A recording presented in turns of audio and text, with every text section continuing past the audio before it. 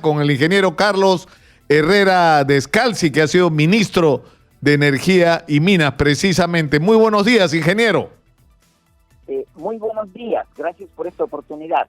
Si se acerca un poquito al teléfono, se lo vamos a agradecer. Sí, ¿ahí me escucha mejor? Sí, ahora sí. Ahí vamos mejor, efectivamente. ¿Cuál es su opinión sobre este planteamiento? O sea, no es exacto que la ley no se haya modificado en los últimos 30 años. La ley se ha venido modificando continuamente conforme se han ido dando circunstancias y se modifica a veces con cláusulas de otros sectores. Entonces, por eso existe lo que se llama un TUO, o sea, un texto único ordenado de la ley de minería. Pero coincido en que especialmente por los temas ambientales y sociales, es necesario modernizar la ley. Uh-huh. Hay cosas que tienen que ser incorporadas. Uh-huh. Solamente que no necesariamente los cambios van a ser propiamente en la parte minera, sino también en los temas sociales, en los temas ambientales. Ok, yo le plantearía la pregunta, es un proceso largo, ¿no? Señor Herrera, le plantearía la pregunta de otra manera. ¿Tía María, para ser concretos, lo que está pasando ahora en Moquegua, incluso con el tema de la Angloamericana, la empresa esta que está construyendo este proyecto minero gigante que va a significar 5.000 millones y otros más, ¿se explican por qué falló la ley? O sea, lo que tenemos ahora de embalse de inversión minera y de imposibilidad de inversión minera y los conflictos sociales en torno a la explotación minera, ¿se explica por qué falló la ley? No, yo le diría que no es por una falla de la ley, porque con el marco legal que existe en estos momentos, los temas se podían haber arreglado, porque hay en el conflicto social y en el conflicto ambiental, todos vienen de alguna forma por lo mismo, ¿no? O sea, el conflicto ambiental, el conflicto social mira al tema ambiental. Entonces, la razón de la queja, del cuestionamiento que se hace es que se van a producir cambios ambientales que resultan dañinos y que por lo tanto requieren una compensación. Es básicamente el tema.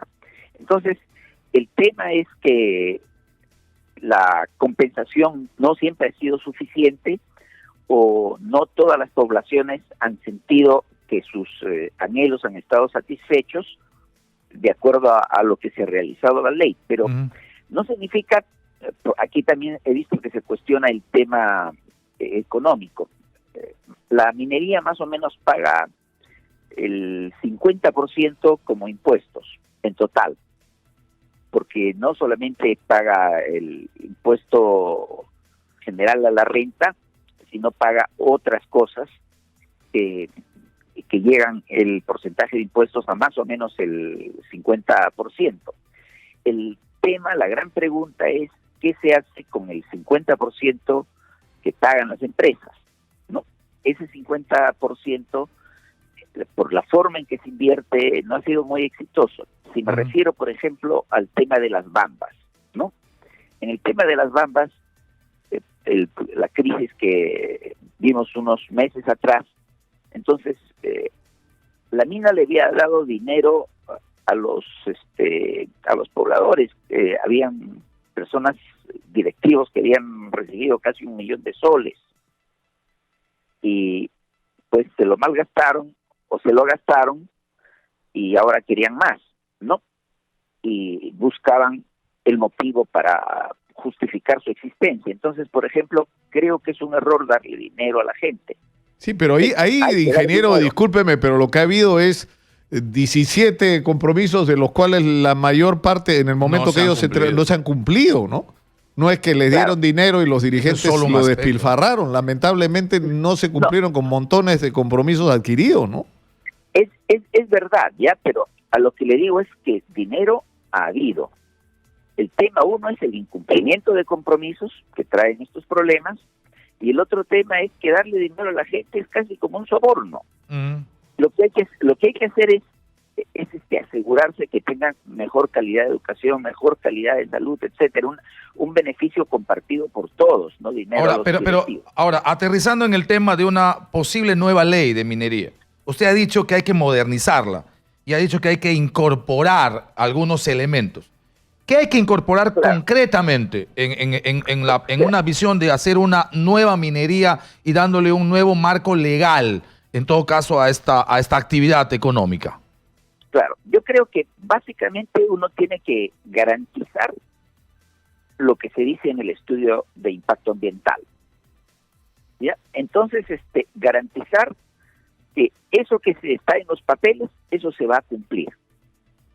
Entonces, y socialmente, lo que habría que garantizar también es el desarrollo de la región, y que incluso el desarrollo tiene que ser sostenible. ¿A qué me refiero con lo último? La minería por sí no es sostenible porque los recursos desaparecen. Pero lo que se busca como sostenibilidad es que después de la minería se hayan creado otras actividades mucho más perdurables en el tiempo, que permitan mantener el nivel de economía que se tiene una vez que los recursos se agotan. ¿Qué otros temas debería verse? Cuando se hace el estudio de impacto ambiental hay un retrato social y hay un retrato ambiental de la situación, existe una línea de base. Entonces, lo que uno debería establecer es cuáles son las metas a lo largo de 30 años. Y a lo largo de 30 años, la condición social por lo menos debería haber mejorado. Hay formas de medirlo, hay indicadores de medirlo, entonces esto se puede establecer. Y garantizarlo igual que será una garantía cuando se hace una transacción comercial. Es decir, que las cosas que deben suceder en el futuro se van estableciendo en un contrato, y eso está garantizado por un fondo. Pero la primera garantía que deberíamos tener es la del estudio de impacto ambiental. O sea, ¿quién le garantiza a la gente que el estudio está bien hecho? Que es un estudio imparcial, que quienes hagan el estudio tengan nivel de confianza, porque, o sea, la madre del cordero en Tía María es un estudio de impacto ambiental aprobado en el gobierno de Lapra, monstruoso estudio de impacto ambiental, y hoy le quieren enseñar al gobierno cómo manejar conflictos sociales, la verdad que es un descaro, pero en fin. Eso es el problema de la clase política. O sea, ¿cómo creer en los estudios de impacto ambiental si lo financia la empresa que va a construir? ¿Cómo creer en el estudio de impacto ambiental si quien les valida es un gobierno y es un Estado que hasta ahora ha sido cómplice de esta rapiña que hemos tenido en la mala minería? Que es verdad que no es toda la minería, pero que ha habido gran parte de la minería que ha sido una rapiña verdadera. O sea, por ahí hay que partir una ley que le diga a la gente, el estudio de impacto ambiental tiene garantía porque lo hace alguien en el quien podamos confiar. Lo financia, por supuesto, quien también se pueda confiar y por supuesto no tiene dudas. No sé si la academia, no sé si organismos internacionales como UNOPS, pero gente en la que se pueda confiar, instituciones en las que se pueda confiar. ¿No le parece? Sí, a esos temas me refería, ¿no? Pero me refería, además de tener un estudio ambiental creíble, o sea, además de que en el papel las cosas puedan ser logradas, luego medir en el campo de que efectivamente está ocurriendo eso. O sea, la garantía del estudio de impacto ambiental es fundamental. O sea, la tiene que financiar la empresa, pero no tiene que contratarlo la empresa. La empresa pone el fondo y hay un tercero que contrata. Lo malo en este asunto, y usted ha señalado, uno de los problemas grandes es la credibilidad en el Estado. Entonces, cuando el Estado aparece o es visto por la población como parte de la empresa, entonces se pierde la credibilidad en el Estado, porque ver al Estado es lo mismo que ver a la empresa. Claro, pero hay un asunto, ingeniero, que es más de fondo y que yo he planteado la pregunta y nadie me ha podido dar una respuesta satisfactoria. ¿Quién y cómo decidió el otorgamiento de concesiones en el Perú? Prácticamente todo el territorio nacional está concesionado. Por ejemplo, usted agarra el mapa de la concesión de Sauder y Cocachacra está dentro de la concesión, que es una ciudad, ¿no? O sea, ¿quién? O sea, esa es la explicación que yo no, hasta ahora nadie me ha dado una respuesta razonable. O sea, ¿por qué el titular de la explotación del subsuelo de una comunidad en Huancavelica es un señor que vive en la planicie? Que ni siquiera conoce el lugar, pero él tiene el derecho sobre ese subsuelo. ¿Quién se lo dio? A alguien, pues, en el Ministerio de Energía y Minas. La pregunta es ¿a cambio de qué? ¿Y por qué? Ya, yo le respondo el tema. Mire, por ejemplo, ¿en qué es diferente la Constitución del Perú, la Constitución de otro país como los Estados Unidos respecto a la propiedad? ¿Ya? En los Estados Unidos, quien es propietario del suelo es al mismo tiempo propietario del subsuelo. En el Perú, no. En el Perú, los que son propietarios del suelo no lo son del subsuelo. Todo el subsuelo, absolutamente todo el subsuelo, pertenece al Estado. Entonces, quien da la concesión es el Estado. Entonces, según el marco legal peruano, una persona o una comunidad puede ser propietaria del suelo, pero no del subsuelo. Sí, pero usted no va a encontrar, ingeniero, ningún caso donde la comunidad que vive arriba es la titular de la concesión del mineral que hay debajo. Eso no, lo que usted se va a encontrar es que algún milloneta de Lima, ¿no es cierto?, es el titular de la concesión. Y yo pregunto, ¿por qué ha ocurrido eso y quién lo ha permitido? Ya, o sea, ¿por qué ha ocurrido? Porque eso está en la esencia de la Constitución del Perú, es decir, la separación, de decir, el suelo es de los propietarios y en algunos casos del Estado, pero el subsuelo es todo del Estado. Entonces, toda la riqueza que hay en el Perú le pertenece al Estado. En otras palabras, significa que todos los peruanos son dueños de la riqueza que hay en el Perú.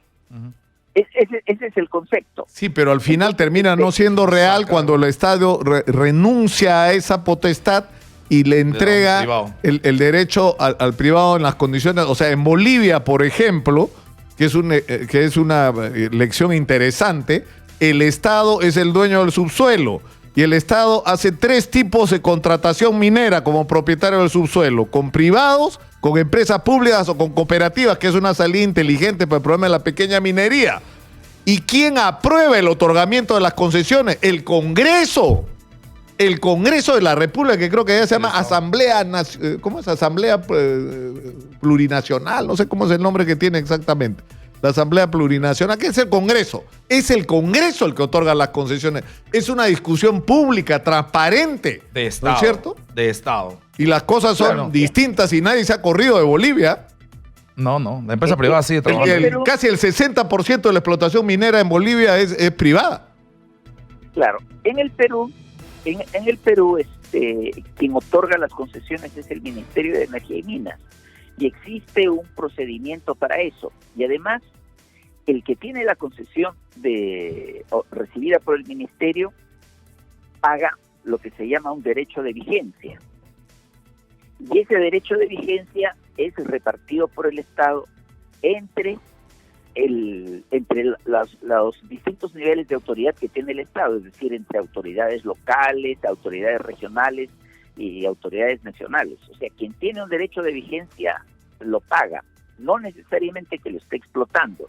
Es decir, la tenencia de la propiedad se hace con el propósito de realizar una explotación. La explotación se ejecuta previa aprobación del Estado. Y uno de los tantos requerimientos es el estudio de impacto ambiental. En tanto no se hace nada, se va pagando por mantener esa... Por mantener el otorgamiento de esa concesión, que yo le aseguro, ingeniero Descalzi, que usted escarba un poquito, va a encontrar corrupción. Va a encontrar corrupción, como se han hecho todas las gestiones de interés público en el Perú, todo el otorgamiento de obra pública, todo ha estado atravesado por la corrupción. Entonces yo no encuentro otra explicación a que tengamos una situación en que el Perú entero está concesionado, ¿no es cierto?, a personas que ni siquiera en muchos casos conocen el lugar del cual son titulares de la concesión, ¿no? Y no se ha tomado en cuenta para nada que encima de esos lugares vive gente, en algunos casos hay hasta ciudades, o sea, ¿no? Claro, quizá el concepto de que lo del subsuelo sea propiedad del Estado no está mal. Es de todo. Lo que ha estado mal es que lo que no calculamos es que quienes nos han representado como Estado han terminado siendo, antes y después, empleados de quienes han producido en empresas privadas luego esas concesiones. Y no han defendido intereses públicos, no hay intereses privados. Creo que ahí ha estado la falla, ¿no? Sí, hay una frase que tiene casi un siglo, ¿no? Manuel González Prada, donde se pone el dedo, brota el pus. Sí. Y la sociedad peruana no ha podido librarse de eso en casi un siglo. Ha variado la intensidad, ha disminuido en unos casos, ha aumentado en los últimos. Ese es un mal terrible que tiene el Perú. Muy bien. Y yo creo que uno de los retos enormes que tiene el Perú es porque, aunque suene duro decirlo, el modelo de los últimos 30 años funcionó y tuvo un crecimiento. Hoy ha llegado a una crisis. Pero ese crecimiento en los últimos 30 años ha sido acompañado por la corrupción. Desbordada, definitivamente. Muchas gracias al ingeniero Carlos Herrera Descalzi por atender nuestro llamado. Muy gentil, ingeniero. Muy buenos días. Gracias.